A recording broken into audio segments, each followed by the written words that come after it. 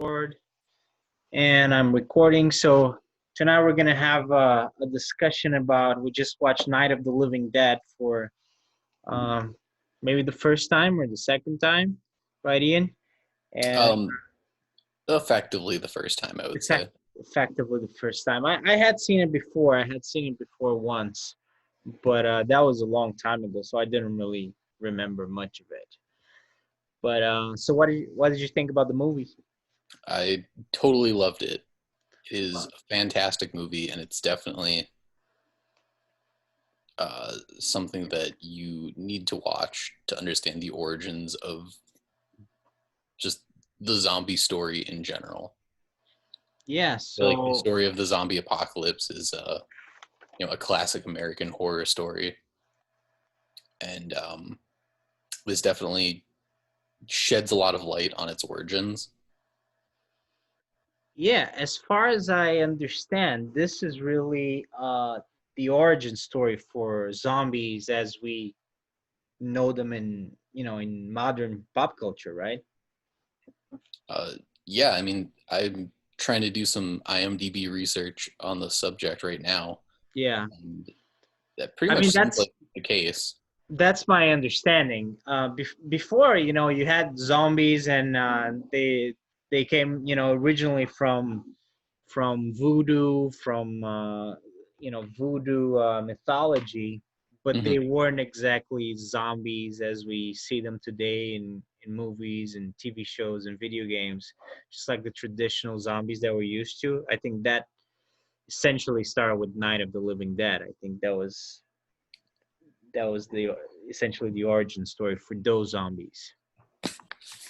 Yeah, I think you're definitely right in the sense that the concept of a zombie has existed in history and different cultures for hundreds of years, but this is the first time that it's really been adapted, and I think this really marks the turning point of where you go from mythos to the silver screen. Yeah, it's the birth of the more modern zombie, the modern American zombie. Yeah, definitely. And I think it really shows, and it makes it so fascinating to see um, how little has changed, I Hmm. guess, which is quite the testament to how just how remarkable like the concept really is. Yeah, I mean it's pretty original. It's not easy to create something that is as enduring and as original as that. I mean it's pretty hard. And did you notice that they don't even use the word zombie? They call them ghouls. Yeah, they call them ghouls and um, assassins and monsters. Yeah, they don't even I say the word zombie. Yeah, I think what really impressed me with this movie was that more than the zombies themselves, a lot of the common themes that come up in zombie movies really transferred over or are still common in Night of the Living Dead. I mean, it's So, all there, right? I mean, all the basic stuff that you still expect to see in any zombie movie, show, or game. It's there, the whole thing. oh, definitely.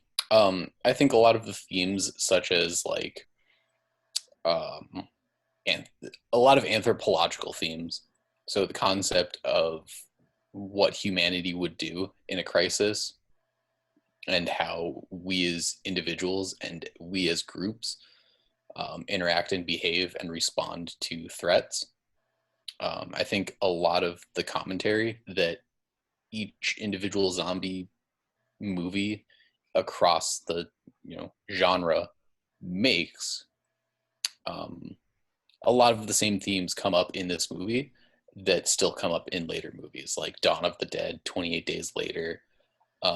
If you want to talk about like video games, Left 4 Dead, The Walking Dead, a lot of the similar concepts of like how society would crumble and how um, the zombies almost become the secondary threat, Yeah, right? Like, I think through most of the movie, a lot of the survivors are their own biggest threat.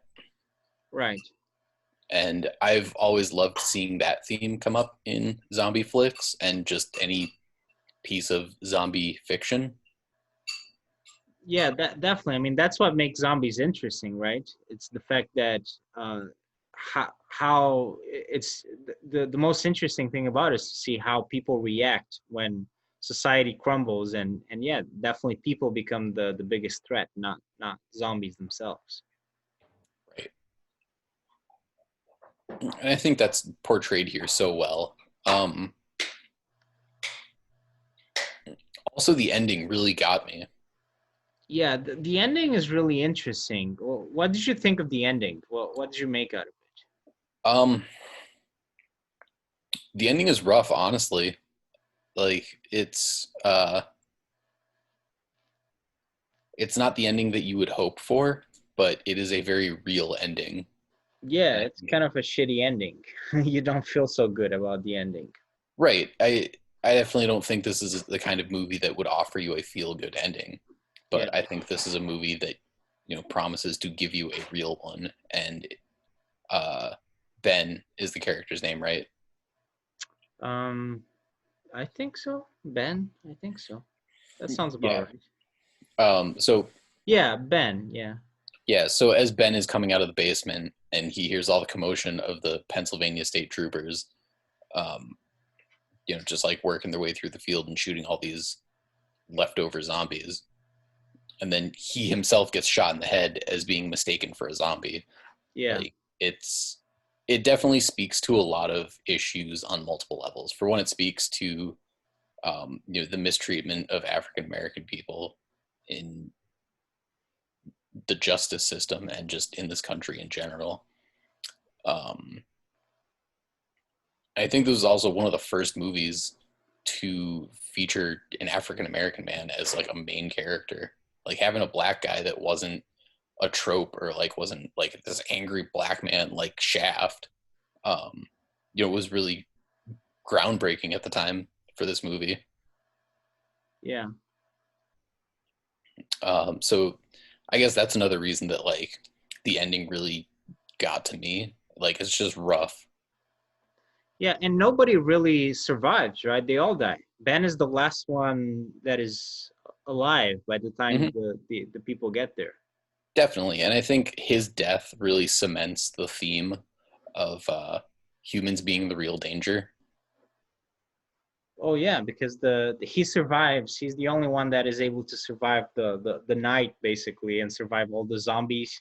But then when humans get there, they kill him. So so yeah, they're definitely a bigger danger in that case. Right.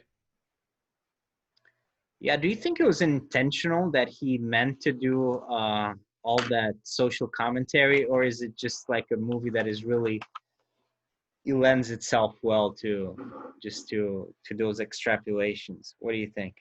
I think the commentary is definitely intentional. Yeah. Um, the scene that really made me realize that we were in a commentary film was the scene where Ben and the old white guy are bickering and arguing about how to secure the house. Yeah. Right, the old guy wants to hide in the basement and get everybody in there because it only has one door to defend. Right. Um, and Ben is saying that no, you have to defend as much ground as we can hold, and then we'll retreat back to the basement later on because if they get through that door in the basement, you're screwed. Um, and I think the part of that commentary that really rang true for me was just like how quickly humans will disagree on something and how quickly that will become our downfall. And like I think it holds very true with the coronavirus right now, right? Like a lot of people can't agree on how to conduct themselves and what course of action should be taken, and it's led to a lot of deaths. Right. Man, the yeah, zombies and the coronavirus. Yeah, I mean there are some parallels there.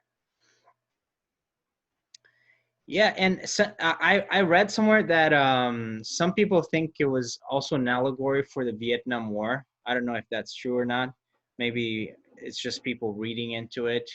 I think that's most likely it. But I don't know. I don't know if there's any truth to that or not. Yeah, I mean, I could definitely see it. I think a lot of commentary on the Vietnam War at the time was people speaking out against it, of course, and people saying that like this is not only wrong and a waste of our time, but like we're fundamentally chasing something that doesn't exist, and like just the sheer inhumanity of it. Yeah. And maybe I don't know, maybe like what you're saying, like people disagreeing on how best to deal with something. Maybe that has to do with the Vietnam War, or this guy who's an African American and he's fighting all these enemies, but really the biggest threat is the white people in America, not the people that he was fighting against. I don't know. I mean, I guess that's what they're referring to when they say that's an allegory for the Vietnam War. Yeah, I can definitely see it when you consider things like the Red Scare that were happening domestically. So if you consider the house to be the United States, and you consider the zombies to be the rest of the world, and the fear of communism, Hmm. um, then it holds up pretty well as an allegory for Vietnam and its political climate at the time. This movie came out in '68, so the commentary would have had to be made on like the years '66 and '67 feasibly. Yeah, I mean, Vietnam War was the '60s, so that's. Right. I mean, that was probably what the peak of the Vietnam War, around the peak of the Vietnam War when the movie came out and was being shot. Um, yeah, I believe so. I guess I don't know enough about the Vietnam War. Well, it was a long Probably war, should. so there was a long time. It was '60s, '70s. I think Right. even like late '50s. That's really when it started, but it became much bigger in the '60s. But it was pretty long. But yeah, I mean, it's a cool movie, and I didn't remember they had all that stuff on. I thought it was really interesting, all the TV parts when they show the TV, and because it's an interesting storytelling device, because we're getting to know the story through the TV and the TV, I guess, the TV news, and they're Hmm. kind of like talking to them, telling them what's going on outside the house because they have no idea they're locked in this house. But you're getting to know the story through the TV, and I had no recollection whatsoever about the whole like space radiation thing, you know. Yeah, I thought that was really interesting too because in the Walking Dead series, in the comic book series, if you ever read far enough along, they eventually explain where the virus outbreak comes from. And in the comic book series, they explained that it is an alien race trying to take over Earth. In the comic book series. Yeah, The Walking Dead. Oh, okay, all right. I, when So do they explain that? I haven't read personally far enough into the comic series. Okay. In the comics, I only read past the CDC arc, Yeah. and in the TV series, I watched up until about season 5. Yeah. I don't know Um, if they actually do get. I don't know if they explain it quite as much as they do in the movie, but I think definitely I think that's the whole radiation plot that we see in the movie. I think that's a really interesting way to explain the whole zombie apocalypse thing, and I think it's just very ingenious, like this plot device. Yeah, the radiation is making people rise from their graves and become zombies, and I think that that's a pretty cool part of the origin story that they came up with in that movie. yeah, I think so too. I think that also becomes a commentary on the space race because that was happening in the 60s as well, wasn't it? Yeah, in the 60s and maybe the 70s as well. Yeah, but I think the 60s was probably the peak of it as well. When did people get to the moon? When did the United States get the first person on the moon? I think it was 68 or something like that, wasn't it? Something like that. Um, let's see. But it was late 60s. Yeah, it was Moon definitely late 60s. It was 1969, 69, yeah. So yeah, July 20th, 1969. so I mean you're right because the space race was probably something that was pretty big in people's minds at that point. This was 68, so probably, Yeah, so before that, other major space events that were happening in the 60s were um, Russia launching Sputnik, hmm which, let's see here. yeah, it was a little bit earlier, maybe a couple Sputnik launch was 1957. yeah, something like that. I don't know Yeah, the October exact year. 4th, 1957. Okay. Yeah, but And the 60s also, was fun definitely fact, do you know how big space race Sputnik was big. was? It was about the size of a basketball. Really. Yeah, it was like yay big. I always thought of it as being something a lot bigger than that. Yeah, I mean, it's talked about as something like massive, but Yeah, I thought it was like a spaceship. no, it was just like a little probe. Okay. Well, that makes sense. Yeah, that was the first satellite that was launched into orbit, and the dark side of the moon, the back of the moon. Um, Russia was the first nation to get pictures of the back of the moon. So all of the geographic features on the back of the moon are of Russian origin, like all of the names and everything. It's like Bergov Mountain and shit like that. Yeah, that's pretty interesting. So a lot of that, and then like there's the Star Wars project, which I don't know if you've heard about. The Star Wars project? No, I don't think so. What was it?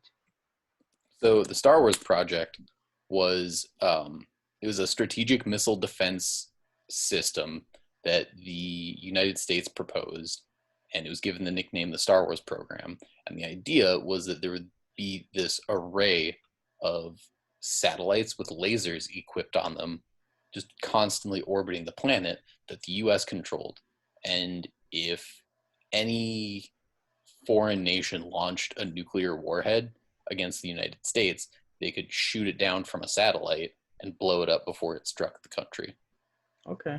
So what happened to that? Uh, it was proposed and it was scrapped. They couldn't figure out how to make it work, maybe. I don't know if it was something where they couldn't figure out how to make it work or if it was funding, but it was a Reagan era sort of thing. So it was proposed more in the 80s, All right. but it was definitely a byproduct of of like the space race. Okay. Yeah, and I mean the movie was it's kind of hard to get into at first because it's a little bit dated, and this was obviously a low budget independent movie.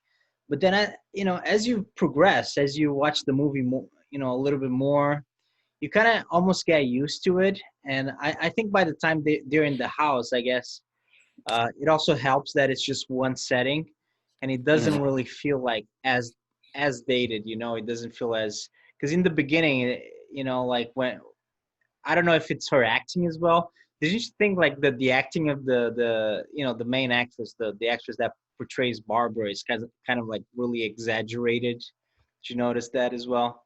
Oh yeah, I mean the acting isn't fantastic in this movie. Yeah, but the Ben is. I mean, his acting is Oh fine. yeah, yeah. Ben does really well. But Um, Barbara is like super dramatic, super exaggerated. right, but I think everybody else in the movie kind of sucked. That's true. Yeah. Um, You getting some more whiskey? no, I'm getting water. Oh, some water. Hold on.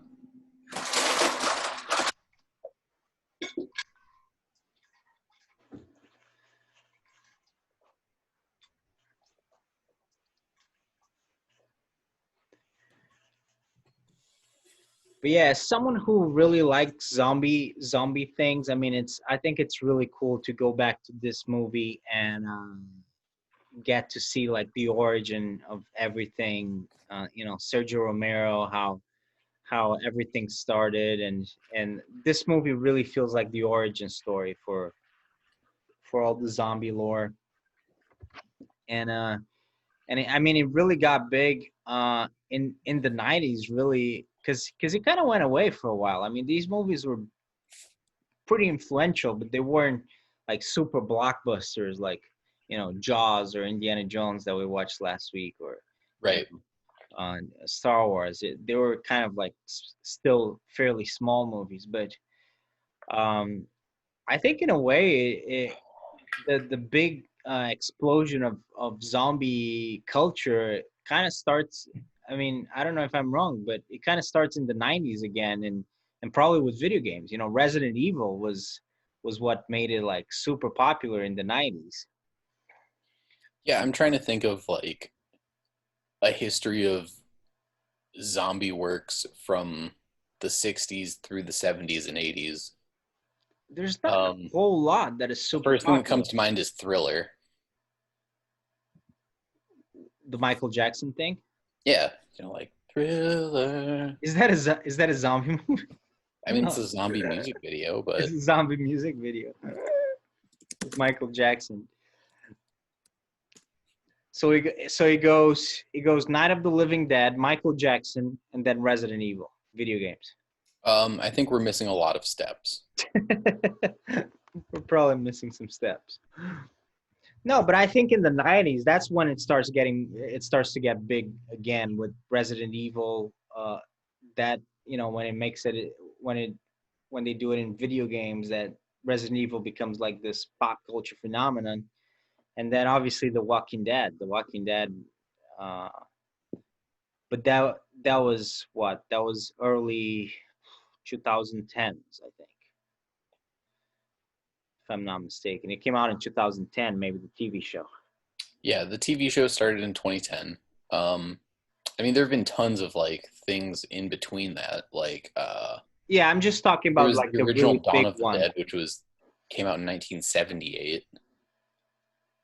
Yeah, I mean the obviously, yeah, the other Romero movies. Dawn of the Dead was um was pretty big. 1978, and that was a box office hit. $66 million. It made $66 million on a 1.5 million budget.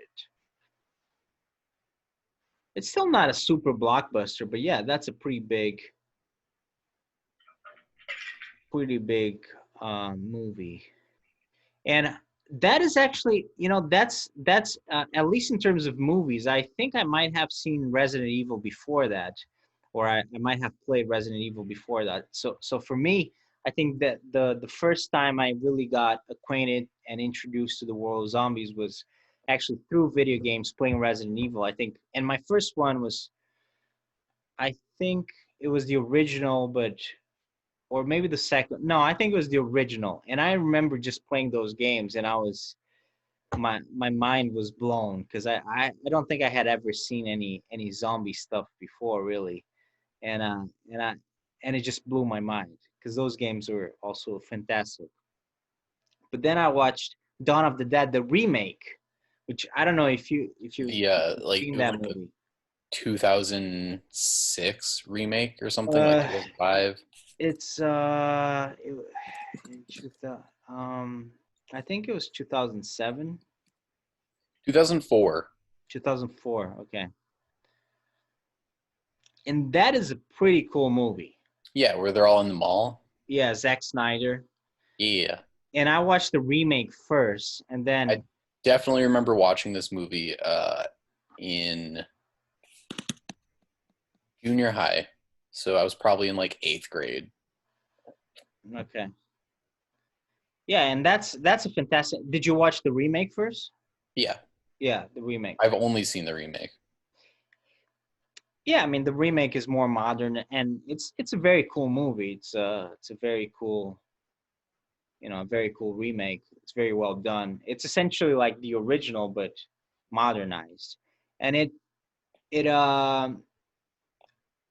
continues the story, but it takes it from it goes from basically this very simple setting to a more sophisticated setting where they go to a mall and everything. So it continues the social commentary, but it's also a social commentary on a bunch of other things, such as consumerism, because it takes place mostly in a mall. I don't know if you remember that movie. We got to watch that one as well. The 2004 version. Uh, or the original. The plot is the same. The original came out in 1978. Hmm. Uh, and internationally it was named Zombie. So I wonder if that's the first time that they used that word. Um, and yeah, I mean it came out in 1978, the original, and then there's the remake as well. But I think the story is the same, so it doesn't really make a whole lot.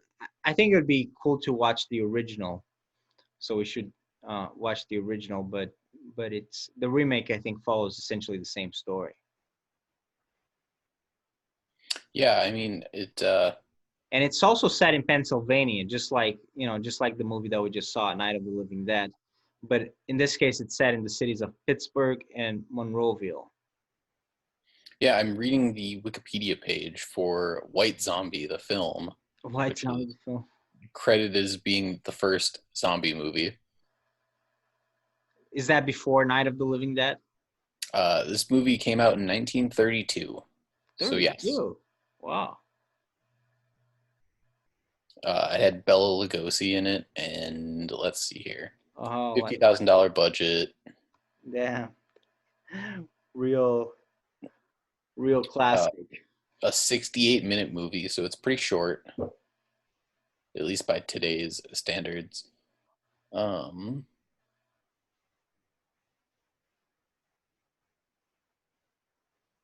Trying to see if there are any other names I recognize here.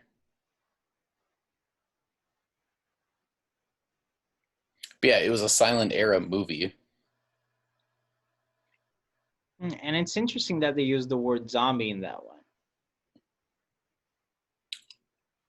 Yeah, but the premise is it's this white guy who has voodoo powers and he's able to use his voodoo abilities to summon and control a horde of zombies. Okay. Do you know where what the setting was for that one? No clue. Um, Because I think one of the big things in the Night of the Living Dead is the fact that it takes this instead of the setting being this faraway place, the Caribbean or something like that, a plantation or something like that, which is a traditional setting for zombies, and it sets it right in Middle America, Pennsylvania, and I think that was one of really the big reasons why it was a revolution for this particular subgenre, and why it defined modern zombie fiction, because that's kind of, well, when we think about zombies today, that's why you think about, right, Middle America. I mean, then we got the you know Resident Evil was basically set in Raccoon City, which was this made up kind of Midwestern American town, and then The Walking Dead sets everything in the American South, in Georgia. So it's really about having this extraordinary circumstances, but in very like ordinary places with ordinary people that find themselves in extraordinary circumstances, and then the human nature side of them comes out. And that all of that we see that in Night of the Living Dead, which is really interesting. Like, oh, totally. I think this movie is remarkable because as you fall in love, I find that people typically fall in love with a genre in reverse order, right? So like let's say superhero movies. So Yeah. you grow up watching the Avengers Endgame, and then you know work your way backwards through the chain because you go back and watch the other movies that you missed. Right. And I think the same thing is very much true with zombie movies, right? So if you grew up playing games like Resident Evil, and you get more and more interested in the franchise, and you know understandably have to work your way backwards. I think Night of the Living Dead is so fantastic because you can see very clearly the origins of a lot of things that would make somebody follow that trail. Yeah, it's a really cool, yeah, origin story for that. Yeah, and it's yeah, that's a good point. It's really interesting to follow that trail and go back to the origins. And I think that's partially, I imagine, why people are so fascinated by this movie still today. You know, even though it's, you know, dated and it's a small production. It's an independent movie from 1968. You know, obviously has its limitations, but still, I mean, it's clearly like some sort of origin story for a whole genre that people like, and has a lot of the things that are make the genre so cool. Yeah, I mean, it definitely carries. Oh, hey, the entire movie is on YouTube. Yeah, I saw that. I actually watched it on Amazon because they have it on Amazon. Oh, nice. Um, yeah, I was just flipping through Because clips I here. because I think the movie's is in the public domain, so actually it's accessible to everybody because of that. That's awesome. Um, but yeah, I think that was my favorite thing to experience while watching this movie is going back and being able to see like clear evidence of like where all of my favorite themes came from, right? Like themes of humanity under deep distress, themes of how we interpret what a zombie can do. So like these zombies are able to use tools and they have like basic logic and reasoning skills. Yeah, the zombies in this movie are a little bit smarter than your Then normal like zombie. yeah, then some offshoots of zombie. Hmm. One of my other favorite things is that like every movie has their own take on what a zombie is and like the properties of a zombie and like what they can and cannot do. It's sort of like vampires. Yeah, I think it's less cool with vampires, right? Because then you get like Twilight vampires. Yeah, Twilight They're like, vampires are horrible. yeah, where they're lame. Um, but I think the zombies are really interesting in the sense that they are kind of interpret like there's a lot of creative interpretations that anybody can take, and they're still fun to like learn about and see as a I guess I can't say a character, but in some ways a character. Well, The Walking Dead in particular, it's funny because they have all these like crazy zombies. You know, they have like these ice zombies, and you know, all the motorcycle zombie, or the bicycle zombie. You know, like They have they ice have. zombies. I didn't get that far in the series. Well, yeah, but well, for example, in the beginning of the movie, Sounds the like Game sorry. of Thrones now. Mhm. It sounds like Game of Thrones with ice zombies. Oh, the ice. Well, I'm talking about in particular, like there's a part in The Walking Dead. I think it's one of the beginning of one of the seasons that they're like in a snowy place or an icy place, and you have these zombies that walk in the snow or something like that. But then you have like the whispers, which are these people that live amongst the zombies that dress up in zombies, you know, in human skin, and they pretend they're zombies.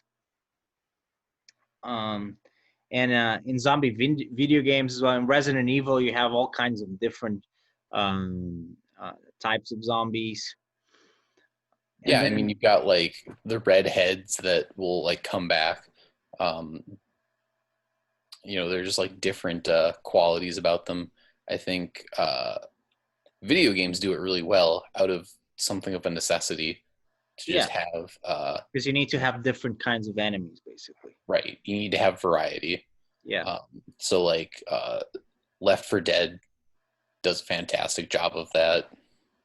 yeah. I've never played those games actually. Left for that. Oh, really? Are those fun? Yeah, they're super fun multiplayer games too. We Yeah, should they're yeah, more we like should play they're, 'em. they're more like a co-op game, right? Yeah, they do really well as co-op. Yeah, we should play them sometime. Yeah, you, me, Fabio, and we got to get someone else. Okay, because it's a group of four, right? It's the best with a group of four. And then you're survivors, Yeah, zombie you play apocalypse as survivors. survivors. You've never played Left for Dead? I have never played Left 4 Dead, so Oh man, yeah, it, that's that something. game just came out. Left 4 Dead 2 came out with an update recently. Okay, yeah, we Yeah, should do we're that. definitely gonna play Left 4 Dead this winter. All right, sounds good. That's our takeaway from Night of the Living Dead, the podcast. Yeah, dude, we're gonna get into that. I think it's gonna be sick. Um, Yeah, for sure. But so we're doing Night of the Living Dead today because we want to do a horror movie for Halloween. Uh, but what are some of the other horror movies that you really like to watch, Ian? I'm not super big in the horror movie genre. Oh, really? You're Yeah, not you're not big into horror movies? I'm definitely not. So, uh, there's a lot of You know, common ground that I have yet to cover. it's funny though because I think horror movies are kind of an acquired taste. The more because they're kind of silly in a way, but the more you watch them, the more you kind of acquire a taste for them, like wine. Oh, totally. I think you've got to, get a little bit of experience with it. Yeah, and then yeah, you kind of get into it. It's yeah, I don't know. It's kind of a silly concept. You watch these movies that they're very specific in scope. Um, and some of them, like Night of the Living Dead, it throws some social commentary in there. But most horror movies are just about what, like scaring people or something like that. The scope is very small, I guess, in a way. Mm, It's very I feel like a lot specific. of movies do a good job of having some sort of context, Yeah, especially when it comes to like the horror genre, because a movie wouldn't be scary unless it had, um, like a some sort of anchor in uh, in the viewer's normal life, right? So like the yeah, scariest of scary movies are movies that we can imagine happening to ourselves. yeah, yeah. It's definitely an important part of a good horror movie. You gotta make people kind of put themselves into that position, right? So that way it's scarier because you feel like, oh, you could be that person, and you could be in that situation. So I think that's part of the how you get people to be scared. Yeah, definitely. I think so. I would say the commentary component of a lot of horror movies is almost mandatory. The social commentary. Yeah, I mean, I think social commentary, especially because that is what, like, humans are social animals. I think that's what is easily something that can tap into our most primal fears. Hmm. Yeah, I mean, not all horror movies I think have quite as much social commentary as something like Night of the Living Dead. Um, but a lot of them have something. Some of them are just fun. In one of these podcasts, we got to do the Evil Dead because it's so fun. Have you ever seen that one? Uh, I remember playing an original Xbox video game of The Evil Dead. But yeah, I definitely understand what you're saying. Where like it's That one is just silly, and it's just about having fun. yeah, I think there you definitely have a point that like you know at its core the genre can diverge from having to make a social commentary and being something that is purely a horror to being something that is more like an action gore movie. Yeah, definitely. The Evil Dead is definitely goes into the gore part, and it also introduces a lot of comedy, uh, which is a whole kind of like subgenre of a subgenre. Horror comedies. Just kind of a weird mix, but it works somehow. If you can make it work, it can be pretty good. Like The Evil Dead, which in theory you would be the opposite, right? Horror and comedy are sort of the opposite of each other, but somehow you can mix them and make it work like the Evil Dead does. Um, and then there are some horror movies that are more like social commentary, like Night of the Living Dead, and I think zombies. Out of all horror movie subgenres, I mean, zombies are the like you said before, it's the best subgenre to um, make social commentary because it lends itself so well to talk about society and how human groups interact. And then there are some that are more they're commentary but on human nature. Like I think some vampire movies, for example, are pretty interesting because they're they can be a very interesting commentary on human nature in a strange way. So Yeah, I could definitely see that. I think as you go back into as you go back further in the horror genre, and I am by no means an expert, so take everything I say with a massive grain of salt. But from an outsider's perspective, I feel like a lot of it becomes very male gazy very quick, and you start to experience a lot of appeal in the movie comes from like the perversion of a fantasy what do you almost. mean So exactly? um like vampire movies tend to strike me as like it's horror, but there's also an allure, right? So it's like a horror Yeah, movie that comes with power. yeah, and there's kind of a neurotic part to it as well, I think.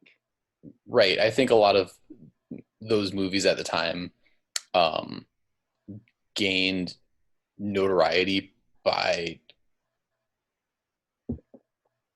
implicitly suggesting like control over women's bodies and control over um, you know sections of the psyche that were at the time completely unknown. Well, yeah, there's some sort of strange connection between vampires and sexuality. I'm not really sure why, but Anne Rice, who's one of the biggest authors in the vampire subgenre, she got her start basically writing these porno novels, basically. Mm-hmm. So there's definitely something going on there. And her vampires are pretty sexual, even though even though they don't actually have sex. But that's not all vampires. Some vampires I think have sex, like the ones in Twilight. Even though I don't even know if you can call those vampires because it's such a I mean, it's still like the evolution of vampires, whether or not we perversion of the genre. enjoy it. Um, I think it's fascinating that uh, the one outlier, in my opinion, is Frankenstein. I think Frankenstein, despite being a monster movie origin, um, really diverges. Like, if you want to consider the movie critically, Mhm. you end up looking at a lot of science fiction themes very quickly. Well, yeah, for sure. I mean, Frankenstein is interesting, and um, it's like proto sci-fi. You know, it's like one of yeah. Well, I There's mean, it's definitely definitely the origin of sci-fi. Mary Shelley is credited with being, like the godmother of sci-fi as a issue. genre. Yeah, it makes sense. I mean, it's horror sci-fi basically. That's what it is. And she set out to write a horror novel. I don't know if you knew this, but Frankenstein was supposed to be was basically written for a contest, and she wrote it for some sort of contest. For she it was horror story, so like you had to write a horror novel or a Hmm. horror story. So that's why she wrote it. But there's definitely a very strong sci-fi element to it, and it's a very and it's basically it's a cautionary tale. It's like the main the point of the moral lesson of Frankenstein is that a man should not play God. Yeah, I think when you're talking about like the critical themes of Frankenstein, the most important things to walk away from either the book or any of the movies is that you shouldn't play God, but it Yeah. was really inspired by like this breakthrough at the time of medical advancement, Hmm. because medicine and science was coming to a point of critical mass at the time. People were doing autopsies and dissections on the human body and learning a tremendous amount of things. Yeah. People had really fascinating theories about how the human body worked, and I think that's where movies like Night of the Living Dead don't necessarily dive into as much. Hmm. And I guess that's where I see like a distinct separation in themes between monster movies and zombie movies. Yeah. Yeah. And Frankenstein is the quintessential monster movie. Oh, definitely. Yeah. What's your favorite Frankenstein movie? I really like the one that they made in the 90s with Robert De Niro plays Frankenstein. That Oh, let's see. that's a pretty good one. There was a black and white one that we watched when I was in high school, and I think that's the one I like the best. I couldn't tell you what year it was. Probably 40s or 50s, if I Yeah. had to take a stab at a guess. Yeah, I mean they made a lot of Frankenstein movies, I think, over the years. Yeah. I mean that one that was made in the 90s, I think that one is really good with Robert De Niro and Kenneth Branagh plays Dr. Frankenstein. Actually, Frankenstein is not even the name of the monster. Right. Frankenstein is the doctor. Frankenstein is the doctor. Yeah, it's just called Frankenstein's monster. Yeah. I realized mistakenly I was trying to have this discussion with a small child the other day, and realized how helpless that discussion was really going to be. Yeah. So what's your favorite piece of like zombie fiction? Because zombie has become so it started really with Night of the Living Dead in 68. That's like the first, like we said, like the origin story for the whole thing. But Mhm. now, zombies have taken over the world, not literally obviously, but like in the stories, but they've taken over pop culture. Not so much in the last couple of years, but all throughout the 2010s decade for sure. Yeah, I mean they've definitely become a pop culture phenomenon. Yeah, and especially with The Walking Dead becoming the biggest series in TV. I mean that was there were zombies in everything. But what's your favorite zombie thing? My favorite take on zombies. Oh, let's see. Your favorite zombie fictional world? Or I mean, for me, I like zombies in lots of different media, so that's kind of a difficult question for me. I'm posing the question, but it's a difficult question. Um,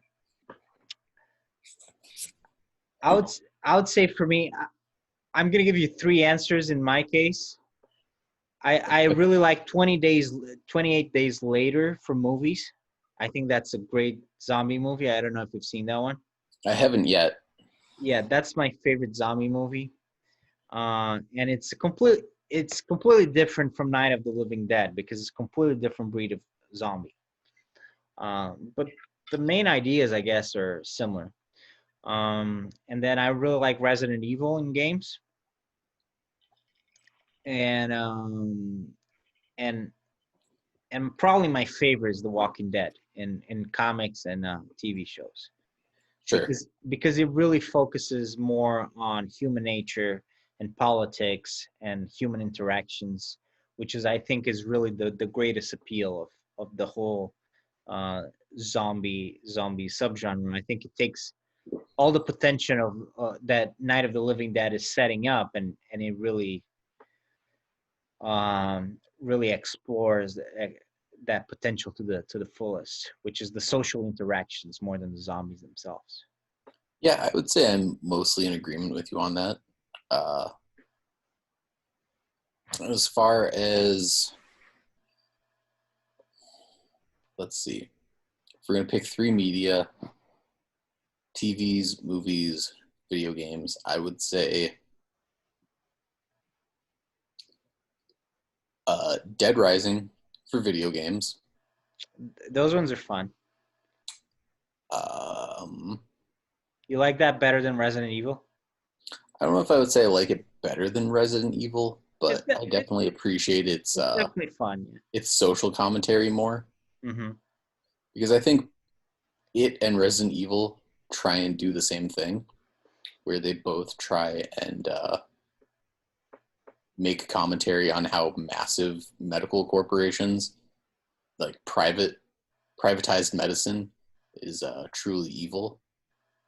So like Hmm. that's really what it comes down to in both of the stories. Right. Yeah. The Umbrella Corporation and Resident Evil. Hmm. And Yeah. And isn't there? I don't know if it's the whole game, but part of the game at least it's set in the mall as well, right? yeah, in Dead Rising, Hmm. for the most part, it's in a mall. All of them, or just the first one? The first one for sure. Dead Rising 2 is also in a mall, and Dead Yeah. Rising 3 I haven't played.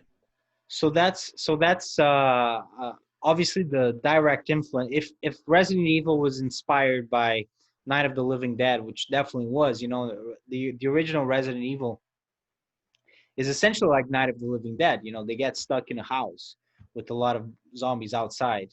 So the setting is, you know, the setting of Night of the Living Dead essentially, just with some alterations, but it's essentially the same thing. And the right that oh man, I'm drawing a blank. What's the name? Dead Rising. Yeah, Dead Rising. Yeah, Dead Rising. So that the setup for Dead Rising is sort of like Dawn of the Dead, which is that they're stuck in a mall instead of in a house, Yeah, definitely. which is just a funny parallel. As far as, I mean, TV shows, I feel like The Walking Dead is kind of the titan there. Yeah, it's hard to give any other answer. But I definitely have my reservations about The Walking Dead. I really lost interest with it after about four seasons. Yeah, it's inevitable. It gets boring. Let's Just see. because it's pretty repetitive. Right. And as far as movies, like my favorite zombie movie, that one's much more hotly contested. Yeah, I mean, zombie movies, there are so many options. I would say video games, there are a lot of options, but probably only three or four really good ones. And we gave, two of the three or four. I mean, The Last of Us would be a contender as well. Have you played those games or one of those I games? haven't played The Last of Us. Yeah, the Last of Us is a really good game, and now they just released the second one. But yeah, I mean, Resident Evil and Dead Rising are definitely two of the big ones. But movies, there's so many. There's probably what 20 zombie movies out there or I more. mean, let's see here.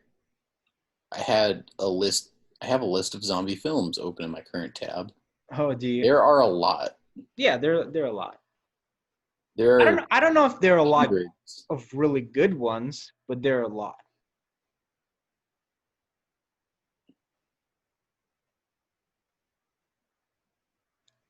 I think we definitely got to watch at some point. We should do a podcast on 28 days later because that's a really good one, and Sure, yeah.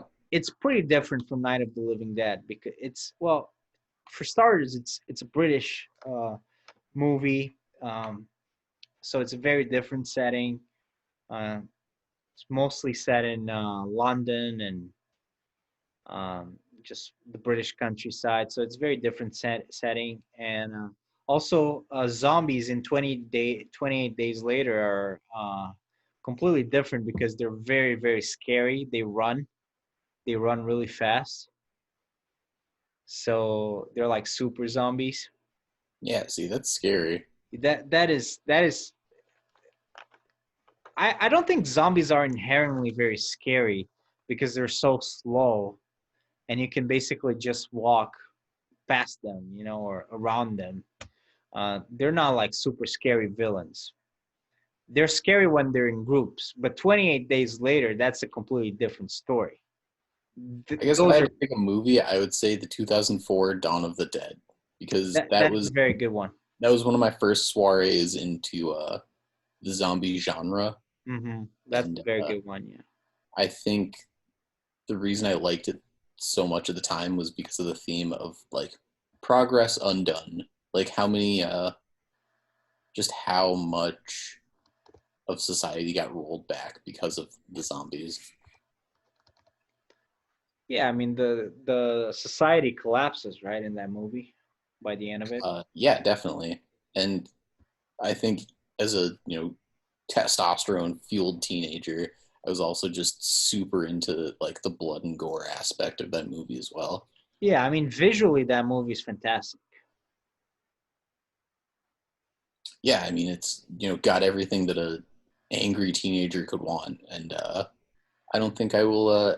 I think that movie did me a good service What do you as mean? a child. What do you mean? A good service? Um, just being able to see like a good gory movie with action and Okay. violence. Yeah. I mean the beginning. I don't remember the original all that well. I've seen the trilogy. The three Romero movies. Well, he's made six, but the three original ones are the ones starting with the Night of the Living Dead, then um, Dawn of the Dead, and then what's the third one? Day of the Dead. So that's the original trilogy. Day of the Dead came out in 1985. So that's the original trilogy. But but I don't really, and I've seen all three of them. I saw the trilogy at some point, but I remembered the remake better because just because the visuals are so striking, and also I think I've seen it a couple of times. But that beginning, at least the beginning of the remake with the child zombie, her little daughter is a zombie and she kills her husband. Do you remember that beginning of the movie? Yes.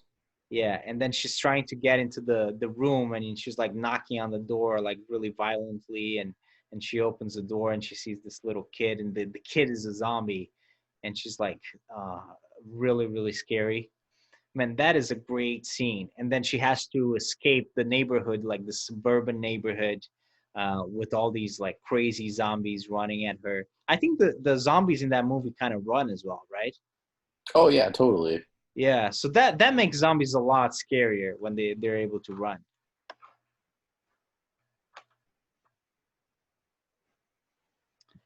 Um, so the beginning of that movie is fantastic.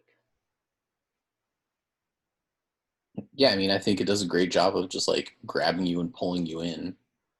Yeah, it's terrifying. And I think the ending is terrifying as well, right? Because it's don't they all die in the end? Yes. I think so. I think they get to like this island. Yeah, they all get into a boat and Yeah. they all just die on the boat, I think. No, no, they get to an island, I think, and then they die. I think that's what it is. Yeah, that sounds about right. So that's kind of a terrifying way to end the movie. Isn't it fun when everybody dies in a movie? Yeah, I mean, I guess I that's a good thing to bring up is like how do you end a zombie movie? I, you kill everybody. That's the Romero way. Um, but have you gotten to the end of The Walking Dead? I think you said you didn't. No. So I read the whole comic series. It's Okay. um it's one of the only comic series that I read through uh, all the issues, starting with issue number one and going. I think there are 183 issues or something like that, almost 200. Um, but the Walking Dead actually, and spoiler alert if you haven't read the whole thing, it actually has a happy ending, which you wouldn't expect from The Walking Dead. But I think it was pretty fitting for The Walking Dead because after all the shit they have to go through, I think it's a fitting end to like end it in a positive note, even if it's like kind of bittersweet. But yeah, it's so there are different ways that you can end a zombie story, I think, and it really depends on the execution at the end of the day. But yeah, definitely the killing everybody is yeah, the classic way to end a zombie movie, I guess. Yeah, I mean, I feel like it's definitely the most real. Yeah, it's probably the most realistic. Yeah, if it was real life, people would probably die at some point, probably quickly. Anyways, all right. Anything else you want to say about Night of the Living Dead, Ian? So we I can don't think so. I think we hit everything pretty darn well. yeah. So I think we're gonna end the podcast. Thanks for watching or listening.